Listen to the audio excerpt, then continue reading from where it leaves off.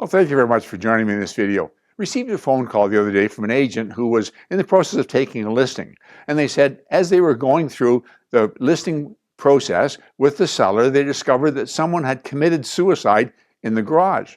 So the question to me was, is that something I need to disclose? Interesting question. But before I get into that question, we need to revisit three things: latent defects, patent defects, and material facts. A latent defect, you'll remember, is a hidden defect. It's a defect that you can't observe on your own. And if it's a latent defect, if it's known by the seller, it must be disclosed. What do I mean by a latent defect? Well, let's suppose you've got a house on a ravine. There's serious cracks on both sides of the foundation because the foundation is actually sliding into the ravine. But let's suppose the interior basement is finished, the exterior is parged, and you can't see it. That's a latent defect. And the buyer has the right to know before he tenders an offer. Patent defect.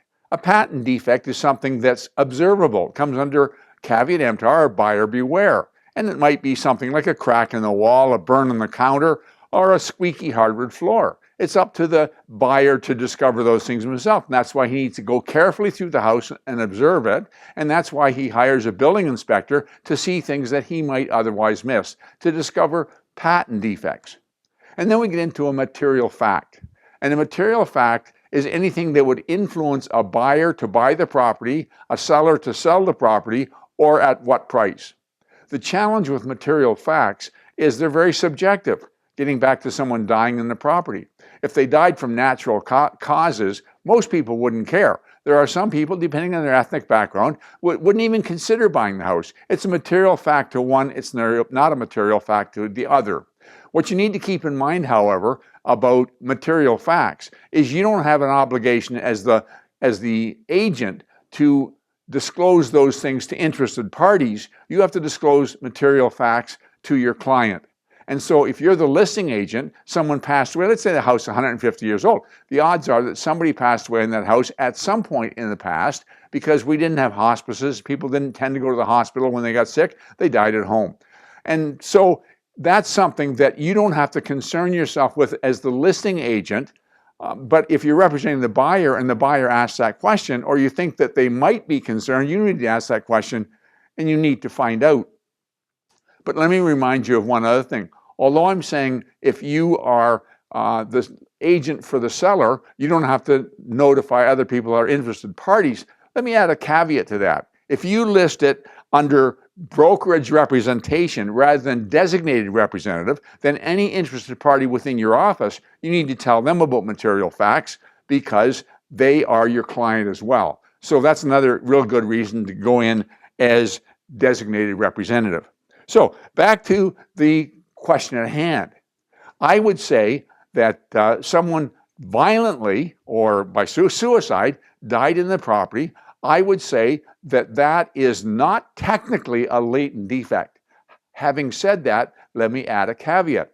It's very questionable on some of these issues, I'll call them gray areas, as to what is a latent defect and what is not. Let me give you two examples. We had a listing some time ago and had an unfinished basement, and the basement leaked in the spring.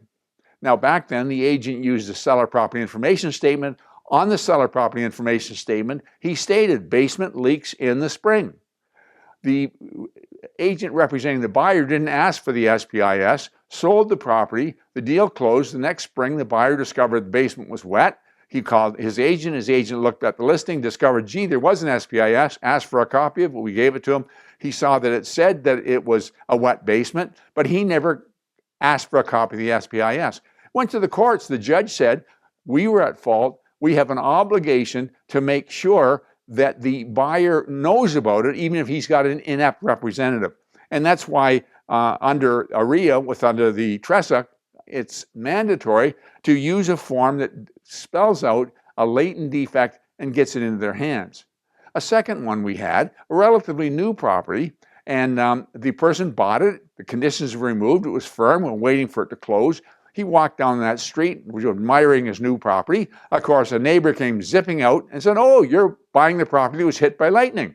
Well, he knew nothing about that. He made inquiry. The listing agent knew nothing about it. He asked the seller. The seller said, yeah, but he said the insurance covered everything. He said you could take it right down to the studs to toothpicks. You won't find a scorched piece of wood. You won't find any damage or any sign at all that it's ever hit by lightning, so I never bothered to mention it. Well, the buyer decided he didn't want to close the transaction, went to court. The judge agreed with him and said that was a latent defect. It was a stigma attached to the house. There was no physical problem with it. There was just a stigma.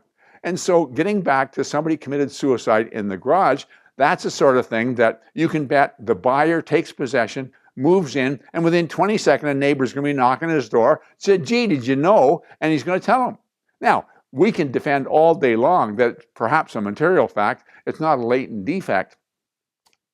You never know how the court's going to rule on it. But you can be assured that the person is going to hear about it. And people in general don't like to be hoodwinked.